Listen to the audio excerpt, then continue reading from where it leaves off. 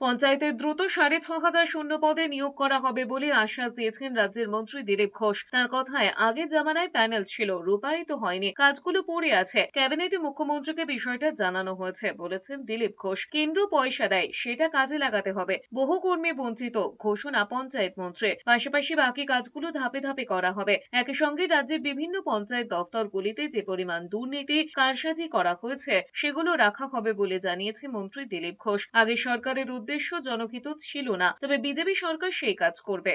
আমরা ক্যাবিনেটে সিএম এর সঙ্গে কথা বলবো, কারণ কি কর্মচারী নাই বলে অনেক জায়গায় কাজ আটকে গেছে। বিশেষ করে যারা প্ল্যানিং করেন, অফিসার আছেন, ইঞ্জিনিয়ার আছেন, সংখ্যা কম।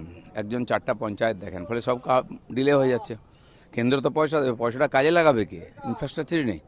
সেই জন্য ইমিডিয়েটে একটা লিস্ট যেটা রেডি আছে, ওটাকে আমরা পার করবো। তারপরে ধীরে ধীরে বহু কর্মচারী আছেন যারা ভিন্নভাবে ডিপ্রাইভ আছেন, তাদের কথাও ভাবা হবে।